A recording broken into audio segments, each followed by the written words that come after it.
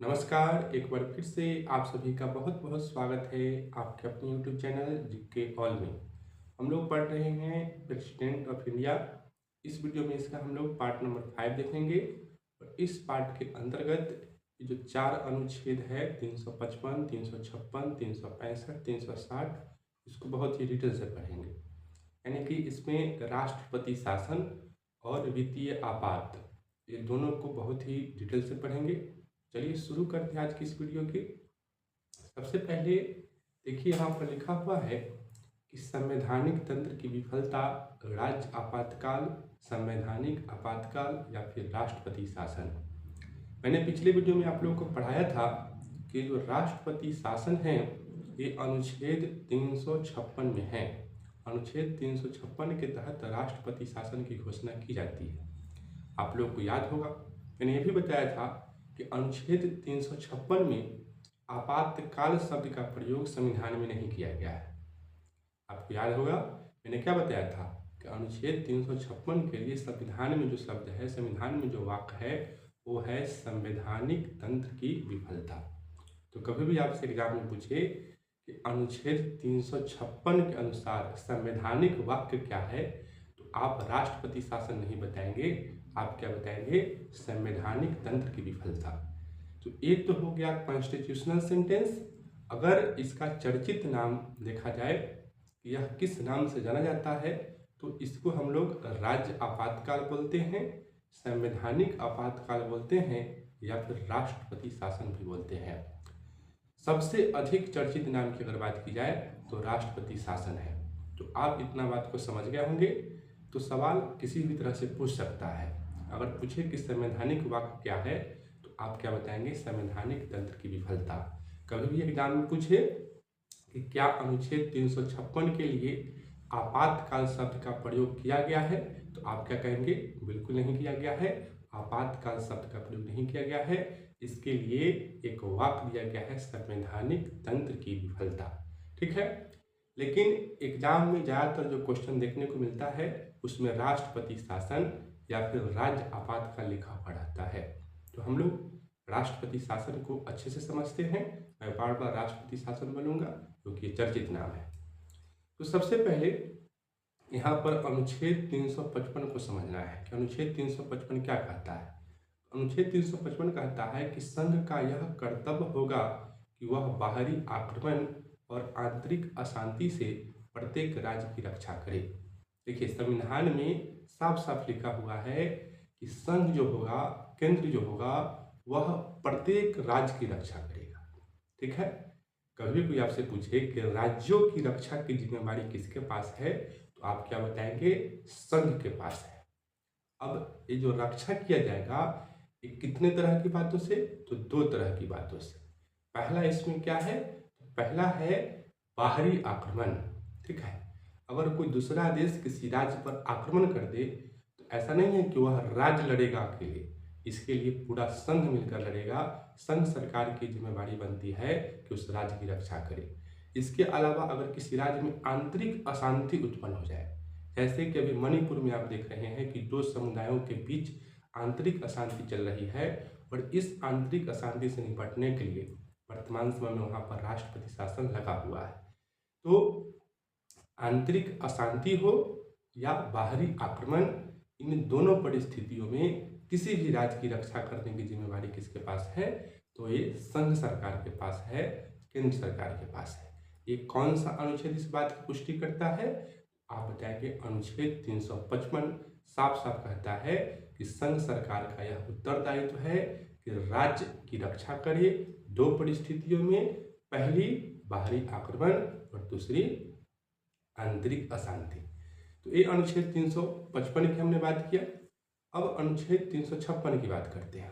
तो देखिए अनुच्छेद 356 से डायरेक्ट एक स्टेटमेंट पूछेगा कि मृत पत्र की संज्ञा किस अनुच्छेद को दी गई है। तो आपको याद रखना है मृत पत्र की संज्ञा अनुच्छेद 356 को दी गई है। ये एग्जाम एक क्वेश्चन जो है अच्छे एग्जाम में देखने को मिलता है। पीसीएस लेवल का जो एग्जाम होता है उसमें क्वेश्चन पूछा जाता है कि मृत पत्र जो है, मृत पत्र की संज्ञा किस अनुच्छेद को दी गई है। तो तो अनुच्छेद 356 को दी गई है। और मृत पद की संज्ञा दिया किसने है, तो याद रखना है बाबा साहब भीमराव अम्बेडकर ने। तो ये भी आपको याद हो गया होगा।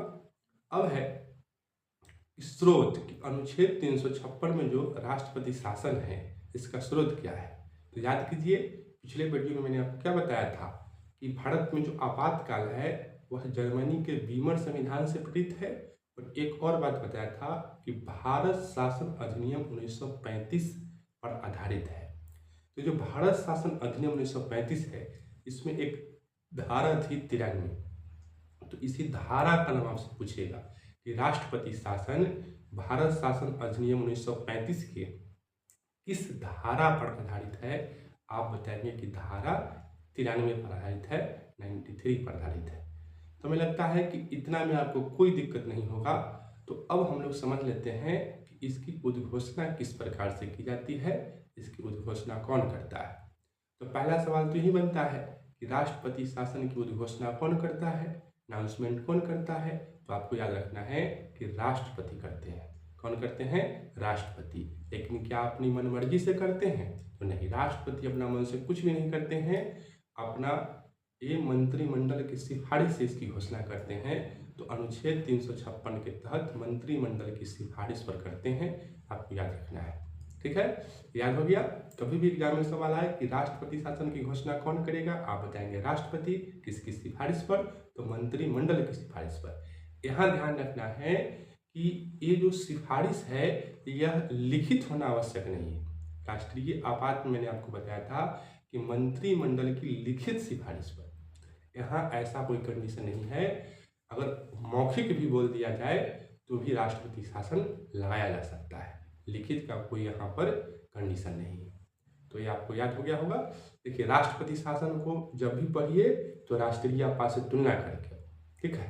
अगर आप राष्ट्रीय आपात वाला वीडियो नहीं देखे हैं तो पहले वो वाला वीडियो को देखिए, प्ले लिस्ट में जाइए और उसको देखिए, किसको, राष्ट्रीय आपात। तब फिर आपको ये समझने में कोई दिक्कत नहीं होगा और दोनों को अंतर करके आप समझ लीजिएगा।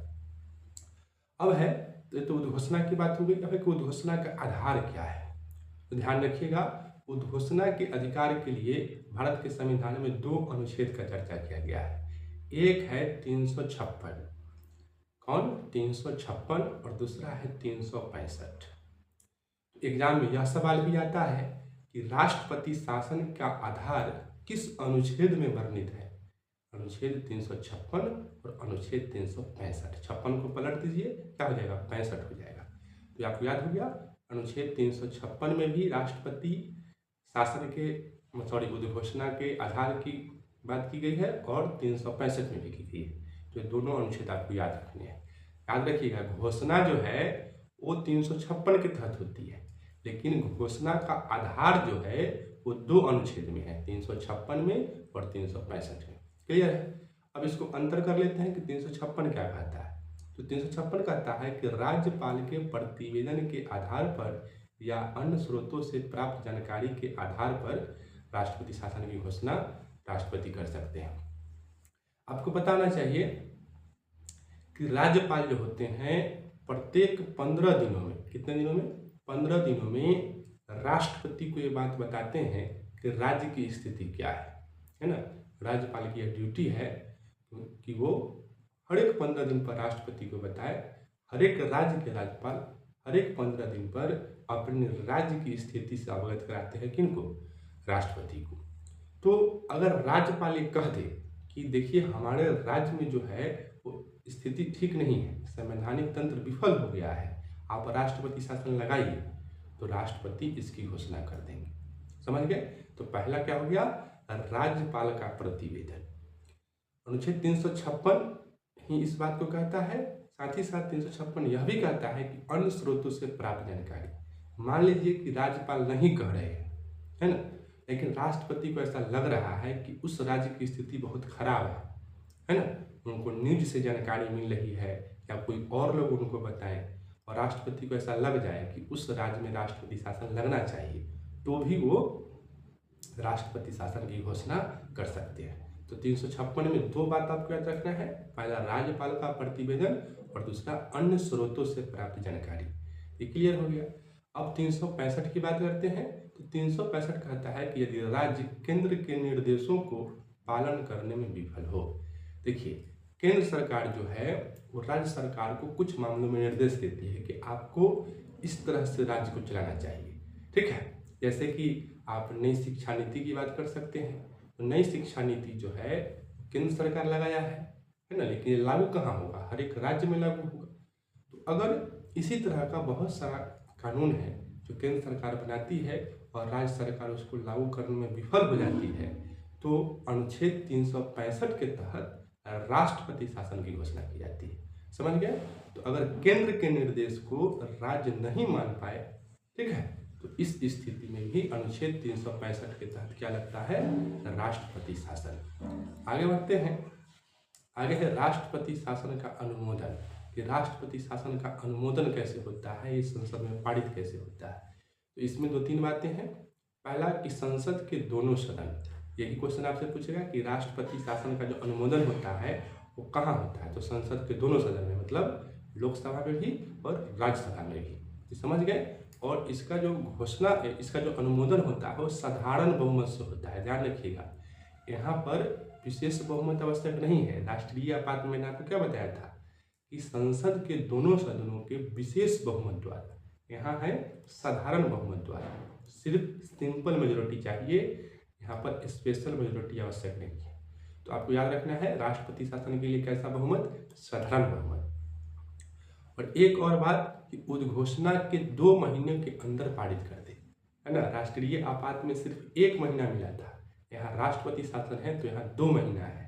तो आपको एकदम ध्यान रखना है, राष्ट्रीय आपात में 1 महीना और राष्ट्रपति शासन में 2 महीना। राष्ट्रीय आपात में क्या था? विशेष बहुमत, और राष्ट्रपति शासन में साधारण बहुमत, है ना। तो लोकसभा और राज्यसभा साधारण बहुमत से 2 महीनों के अंदर अगर पारित कर दे तो राष्ट्रपति शासन जो है लागू हो जाएगा। अब आप पूछिएगा कि सर पिछला वीडियो में आप ये भी बताए थे कि अगर लोकसभा विघटित होगा तो क्या होगा। तो देखिए, अगर लोकसभा विघटित है तो राष्ट्रीय आपात वाला ही प्रोसेस होगा, राज्यसभा पारित करेगा, ठीक है, और फिर नवगठित लोकसभा 1 महीने के अंदर। यहाँ देखिए, यहाँ अंतर है, यहाँ 2 महीना का बात है कि अगर ऐसे लोकसभा राज्यसभा दोनों मिलकर पारित कर रही है तो 2 महीना का समय सीमा दिया गया है। लेकिन फिर मान लीजिए कि लोकसभा विघटित है, राज्यसभा उसको पारित कर दिया, और यहाँ भी देखिए, यहाँ जो राज्यसभा पारित करेगा वो कौन विधेयक से? साधारण विधेयक से पारित करेगा, विशेष बहुमत से नहीं, ठीक है। राष्ट्रपति शासन में हमेशा ध्यान रखना है साधारण बहुमत। और जब फिर नवगठित लोकसभा आएगी, जब लोकसभा का गठन होगा तो अपनी पहली बैठक के 1 महीने के अंदर जो है फिर उसको पारित करेगा। तो आप समझ गए। अब है कि जब पारित हो गया तो कितने दिन तक लागू रहेगा? तो समान अवधि है इसकी 6 महीना। ये सवाल बहुत बार आता है कि राष्ट्रपति शासन की समान अवधि क्या है? तो 6 महीना, ठीक है। अब इसको और बढ़ाना है, एक्सटेंड करना है, तो क्या है? तो इसको 6 माह पर पारित करके अधिकतम 3 साल तक, ये बड़ा महत्वपूर्ण है 3 साल, कई बार एग्जाम में पूछता है ना। इसको अगर आगे बढ़ाना है तो 6 माह पर इसको पुनः पारित करना होगा, है ना। लेकिन इसको अनंत काल तक नहीं बढ़ाया जा सकता है। राष्ट्रीय आपात मैंने बताया था कि इसको अनंत काल तक बढ़ाया जा सकता है, अनिश्चित काल तक बढ़ाया जा सकता है, उसका कोई लिमिटेशन नहीं था, लेकिन यहाँ लिमिटेशन है। यहाँ अधिकतम 3 साल तक ही आप जो है राष्ट्रपति शासन को बढ़ा सकते हैं, ठीक है। यहाँ समझ गए। लेकिन यहाँ एक और कंडीशन है कि अगर 1 साल से अधिक बढ़ाना है, कितना से अधिक? 1 साल से अधिक, तो इसके लिए भारतीय संविधान में 44वां संविधान संशोधन हुआ, 44th CAA constitutional amendment act, है ना, 1978 में, मैंने आपको बताया था। तो इसमें एक बात जोड़ दिया गया कि अगर 1 वर्ष से अधिक बढ़ाना है राष्ट्रपति शासन को, जैसे 6 महीना लग गया तो फिर पुनः पारित हुआ तो फिर 6 महीना लग गया तो 1 साल हो गया। लेकिन 1 साल से अगर अधिक बढ़ाना है तो इसका 2 कंडीशन लिखा है। किस संविधान संशोधन में? 44वां संविधान संशोधन में। ये क्या कहता है? तो ये कहता है कि चुनाव आयोग यह प्रमाणित करे कि चुनाव कराना संभव नहीं है। चुनाव आयोग को यह सिद्ध करना होगा, प्रमाणित करना होगा कि देखिए उस राज्य में अभी चुनाव कराना संभव नहीं है, आप राष्ट्रपति शासन को पारित करके और बढ़ाइए। तो एक स्थिति ये हो गई। दूसरा कि संपूर्ण देश या देश के किसी खास हिस्से में राष्ट्रीय आपात लगा। आप सभी जानते हैं कि राष्ट्रीय आपात पूरे देश में भी लग सकता है और कुछ स्पेशल हिस्सों में भी लग सकता है, खास हिस्सों में भी लग सकता है। तो अगर राष्ट्रीय आपात जैसी सिचुएशन है देश में, संपूर्ण देश में या देश के किसी हिस्से में राष्ट्रीय आपात लगा है, तो उस स्थिति में भी राष्ट्रपति शासन को 1 साल से अधिक भी बढ़ाया जा सकता है। तो हमें लगता है कि इतना आपको क्लियर हो गया होगा। ठीक है, देखिए राष्ट्रपति शासन के अनुमोदन में बहुत सारा बात आपको याद नहीं रखना है। पहला पूछेगा बहुमत, तो आप क्या बताएंगे, साधारण बहुमत या विशेष बहुमत? तो आप बताएंगे साधारण बहुमत। कितने दिन के अंदर? 2 महीने के अंदर पारित करना होगा। कौन पारित करेगा? तो लोकसभा राज्यसभा मिलकर करेगा, है ना। फिर है कि अगर लोकसभा विघटित है तो क्या होगा? तो राज्यसभा पारित करेगा, है ना। फिर नवगठित लोकसभा कितने दिन के अंदर पारित करेगी? 1 महीने के अंदर। इसकी समान अवधि क्या है? 6 महीना। अब फिर 6 महीना से अधिक बढ़ाना है तो क्या करना होगा? तो पुनः पारित करना होगा। फिर कितना दिन तक? 1 साल तक ही। 1 साल से अधिक बढ़ाना है तो इसके लिए कौन सा संविधान संशोधन किया गया? 44वां संविधान संशोधन। इसमें क्या लिखा गया? इसमें चुनाव आयोग को सिद्ध करना होगा कि वहाँ चुनाव कराना संभव नहीं है, या फिर क्या करना होगा, या फिर ऐसी सिचुएशन हो कि देश के किसी भाग में या पूरे देश में राष्ट्रीय आपात लगा हो। तो इसे आप समझ गए। एक बड़ा ही इंटरेस्टिंग बात है कि 6 महीना का जो अवधि है, प्रथम 6 महीना की अवधि, इसकी गणना कब से होगी? आपके मन में सवाल चल सकता है। ऐसा चला नहीं होगा लेकिन चलना चाहिए कि क्या घोषणा से 6 महीना, प्रथम 6 महीना का काउंट होगा या 2 महीने के बाद से? जैसे आज मान लीजिए राष्ट्रपति शासन की घोषणा हुई, ठीक है, तो प्रथम 6 महीना जो होगा वो आज से होगा या फिर 2 महीने के बाद से होगा? तो इसका जवाब है कि जिस दिन घोषणा हुई है उसी दिन से होगा, 2 महीने के बाद से नहीं होगा। आज घोषणा हुई तो आज से ही प्रथम 6 महीना काउंट होगा। ठीक है, तो ये समझ में आपको आ गया होगा। अब यहाँ पर नोट में देखिए ये बात लिखा हुआ है कि प्रथम 6 महीने की गणना उद्घोषणा से की जाती है, न कि 2 महीने के बाद से। ठीक, तो ये हो गया राष्ट्रपति शासन का अनुमोदन। अब है कि राष्ट्रपति शासन की समाप्ति।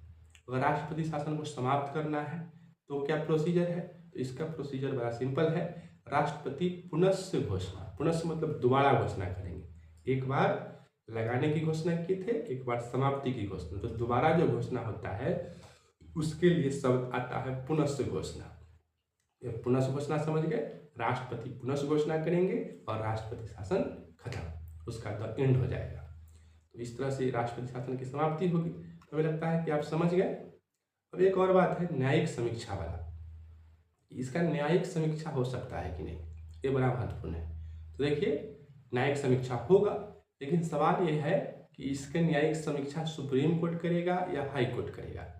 ये एग्जाम में आपसे पूछेगा, है ना, कि ये जो राष्ट्रपति शासन है इसकी न्यायिक समीक्षा सुप्रीम कोर्ट करेगा अथवा हाई कोर्ट करेगा या फिर दोनों करेगा। तो इसका जवाब है सुप्रीम कोर्ट करेगा, है ना। कौन करेगा? Supreme court. तो इसके लिए एक बड़ा ही इंटरेस्टिंग केस है SR बोम्मई बनाम भारत संघ मामला 1994। कर्नाटक राज्य में जनता पार्टी की सरकार थी और उसके CM थे SR बोम्मई। तो SR बोम्मई की सरकार गिर गई थी, उनके एक विधायक ने कई अन्य विधायकों के साथ उनका पार्टी छोड़ दिया तो उनका सरकार गिर गया। तो फिर उन्होंने वहां पर राष्ट्रपति शासन लग गया था, तो फिर उन्होंने कोर्ट का रुख किया, कोर्ट गए वो। तो कोर्ट जाने के बाद क्या हुआ कि कोर्ट ने कहा कि सुप्रीम कोर्ट ने कहा कि देखिए अगर राष्ट्रपति शासन लगा हुआ है तो इसकी न्यायिक समीक्षा होगी, लेकिन हाई कोर्ट नहीं करेगा। हाई कोर्ट इसकी न्यायिक समीक्षा नहीं करेगा। कौन करेगा? सुप्रीम कोर्ट करेगा। ठीक है, तो एक केस में मामला आया है, तो एक केस का नाम करके एग्जाम में सवाल पूछता है कि SR बोम्मई बनाम भारत संघ मामला कब हुआ? तो 1994 में। ठीक है, और 1994 में क्या हुआ? तो इसमें सुप्रीम कोर्ट ने कहा कि राष्ट्रपति शासन की न्यायिक समीक्षा होगी, लेकिन समीक्षा करेगा कौन?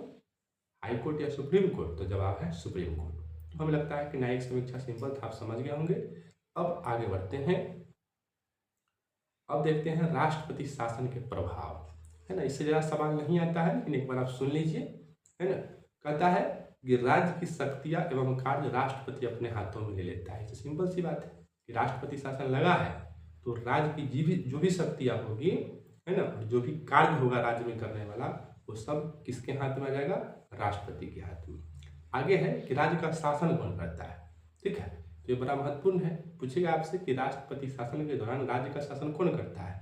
याद रखिएगा, राज्य का शासन राज्यपाल करता है। कौन करता है? राज्यपाल, लेकिन अकेले नहीं। राज्यपाल के साथ एक सचिव होता है। क्या होता है? सचिव, सेक्रेटरी। अगर सचिव नहीं है तो फिर राष्ट्रपति द्वारा नामित व्यक्ति, राष्ट्रपति अगर किसी व्यक्ति का नाम सुझाए, किसी को नॉमिनेट करे, तो वो जो है राज्य का काम करेगा। तो समझ गए, राष्ट्रपति शासन के दौरान राज्य का काम कौन करता है? एक राज्यपाल, ये फिक्स है, और दूसरा सचिव। अगर सचिव नहीं है तो राष्ट्रपति द्वारा नामित कोई व्यक्ति, यही राज्य का काम करता है। और ये जो काम कोई भी होता है, राज्य में जो भी काम होता है वो किसके नाम से होता है? तो ध्यान रखना है, वो काम जो होता है वो राष्ट्रपति के नाम से होता है। किसके नाम से? राष्ट्रपति के नाम से। तो ये आप समझ गए, यही बात यहाँ लिखा हुआ है। आगे है कि मुख्यमंत्री एवं मंत्रिपरिषद को भंग कर दिया जाता है ना। अगर लग गया आपातकाल तो मुख्यमंत्री अपना पद से इस्तीफा देंगे और मंत्रिपरिषद खत्म। ठीक है, कोई भी मंत्री नहीं रहेगा, ना मंत्रिमंडल रहेगा, मतलब ना केंद्रीय मंत्री होंगे, ना राज्य मंत्री होंगे, ना उप मंत्री होंगे। तो इस तरह से मंत्रिपरिषद को भंग कर दिया जाता है। आगे है कि राष्ट्रपति राज्य के विधायी कार्य संसद को दे सकता है ना। कि अगर राज्य में कोई विधायी कार्य करना है, यानी कि कोई कानून बनाना है, तो राष्ट्रपति अगर चाहे तो इसको कहाँ दे सकते हैं? संसद के पास दे सकते हैं। संसद मतलब लोकसभा और राज्यसभा को दे सकते हैं।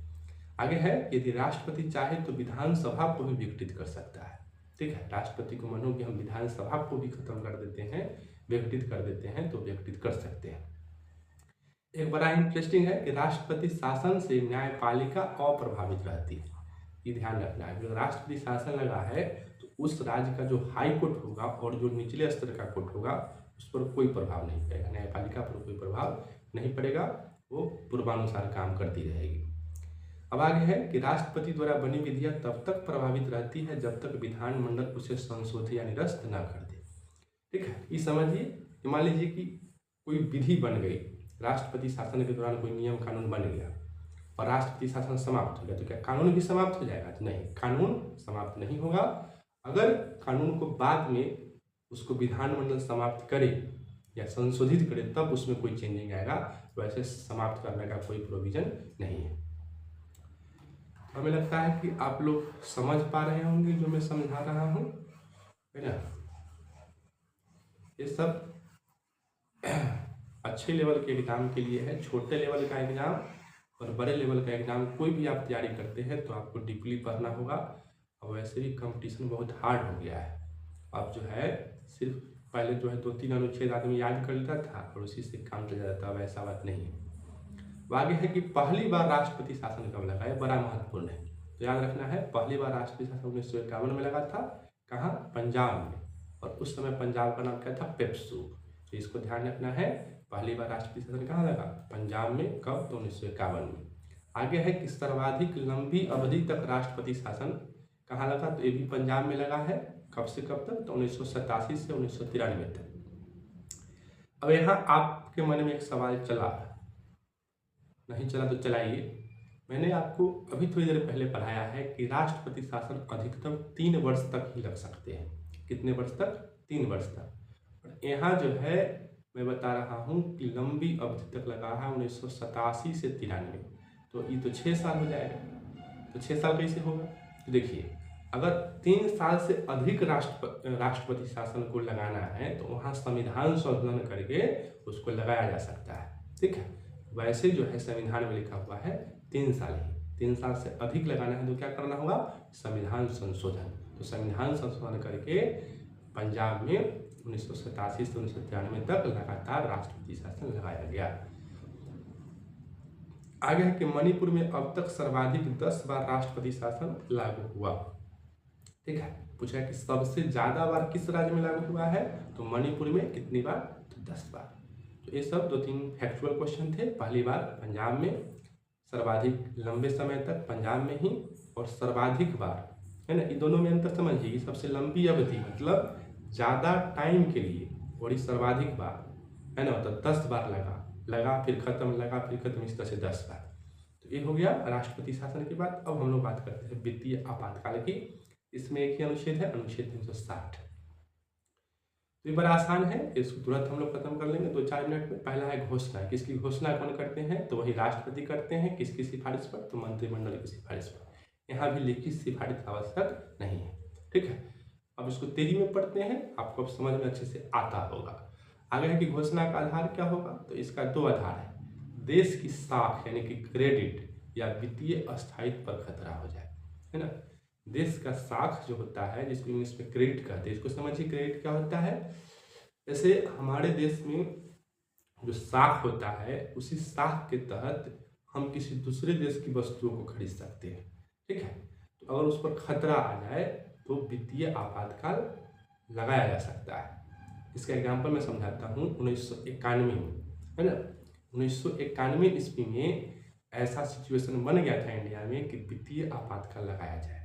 उस समय पीवी नरसिम्हा राव जो थे वो देश के प्रधानमंत्री थे और वित्त मंत्री थे डॉक्टर मनमोहन सिंह। आप सभी को पता है कि डॉक्टर मनमोहन सिंह हमारे देश के विकास में एक बहुत बड़े व्यक्ति है ना। प्रधानमंत्री के काल में उन्होंने विकास किया ही, लेकिन इससे ज़्यादा विकास जब वो वित्त मंत्री थे तो देश पर जो बहुत बड़ा संकट था उसको उन्होंने टाल दिया था। कैसे, उसका कहानी समझिए।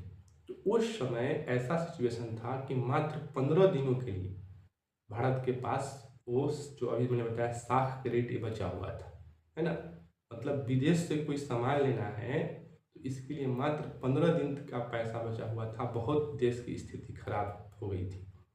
ठीक है, तो मनमोहन सिंह जो है उस समय IMF एक विदेशी बैंक है, बहुत बड़ी संस्था है। तो यहाँ से बहुत सारा देश जो है कर्ज लेता है। तो जब यहाँ पर गए कर्ज लेने के लिए तो कर्ज देने से मना कर दिया और कहा कि हम उसी शर्त पर आपको कर्ज देंगे जब आप अपने देश में अन्य देशों की कंपनी को भी आने दीजिएगा। तो उसी समय डॉक्टर मनमोहन सिंह ने LPG लगाया। LPG मतलब लिक्विफाइड पेट्रोलियम गैस नहीं, LPG का मतलब होता है लिबरलाइजेशन, फिर होता है G से ग्लोबलाइजेशन होता है, और एक और होता है प्राइवेटाइजेशन, है ना। लिबरलाइजेशन मतलब उदारीकरण, P मतलब प्राइवेटाइजेशन यानी कि निजीकरण। अभी जो प्राइवेट सब होता है, जैसे रेलवे प्राइवेट हो गया तो वो हो गया प्राइवेटाइजेशन, और जिसमें हो गया ग्लोबलाइजेशन मतलब वैश्वीकरण। तो LPG उन्होंने लाया था और उसके बाद जो है देश से जो वित्तीय स्थायित्व का खतरा था, देश की साख पर जो खतरा था उसको उन्होंने खत्म किया। तो इसका कहानी है। तो घोषणा का आधार समझ के आगे अनुमोदन की प्रक्रिया, तो राष्ट्रपति शासन के जैसा, जैसे अभी मैंने बताया आपको कि राष्ट्रपति शासन कैसे लगता है, उसी तरह से वित्तीय आपातकाल की भी अनुमोदन की प्रक्रिया है। तो आपको बार बार लिखने की जरूरत नहीं है, सिर्फ इतना लिख लीजिएगा राष्ट्रपति शासन के जैसा। आगे है कि नोट कि एक बार अनुमोदित होने के बाद, थोड़ा सा अंतर है कि एक बार अगर अनुमोदित हो गया तो यह अनिश्चित काल तक बढ़ाया जा सकता है। राष्ट्रपति शासन में क्या था कि अधिकतम 3 साल तक ही बढ़ाया जा सकता है, और ये भी था कि 1 साल से अधिक बढ़ाने के लिए चुनाव आयोग को, जो मैंने बताया, चुनाव आयोग को प्रमाणित करना होगा या राष्ट्रीय आपात कहीं लगा हुआ होगा। तो ऐसा इधर नहीं है, इधर है कि एक बार अनुमोदित अगर यह हो गया तो अनिश्चित काल तक बढ़ाया जा सकता है। 6 महीने वाला इसमें प्रोसेस नहीं है ना। हर एक 6 महीना पर जो पारित करने वाला था राष्ट्रीय आपात में भी और राष्ट्रपति शासन में भी, वो प्रोसीजर इधर नहीं है। इधर एक बार घोषणा हो गया तो अनिश्चित काल तक लगल रहेगा जब तक राष्ट्रपति फिर इसको वापस ना ले ले। तो यह बार बार अनुमति करने की आवश्यकता नहीं है। समाप्ति तो ही राष्ट्रपति की पुनः से घोषणा, राष्ट्रपति फिर से कह देंगे कि वित्तीय आपात समाप्त, तो समाप्त हो जाएगी। अब है कि न्यायिक समीक्षा, तो इसकी न्यायिक समीक्षा नहीं की जा सकती है। ध्यान रखिए, राष्ट्रीय आपात में न्यायिक समीक्षा की जा सकती है, ठीक है। राष्ट्रपति शासन में भी न्यायिक समीक्षा की जा सकती है, लेकिन वित्तीय आपात की न्यायिक समीक्षा नहीं की जा सकती है।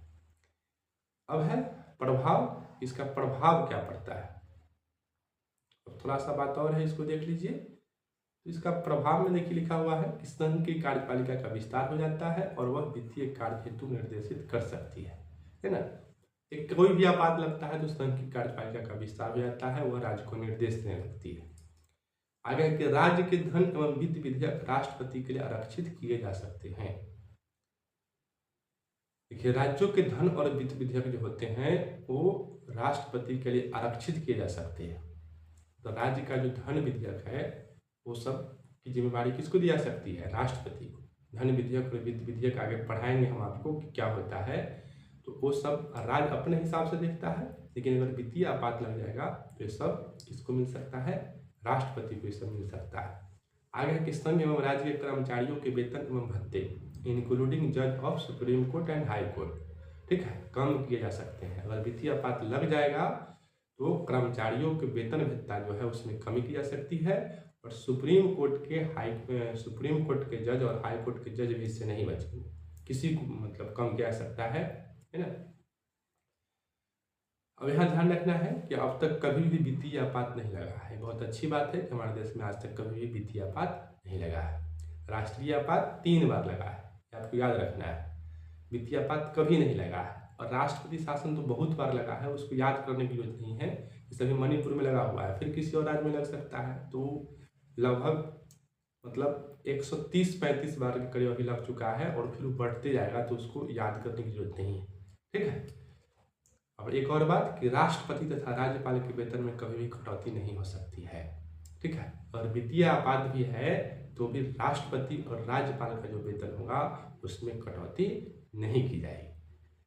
तो ये रहा वित्तीय आपात का और राष्ट्रपति शासन जो मैंने आपको पढ़ाया। मैं उम्मीद करता हूँ कि आपको समझ में आता होगा।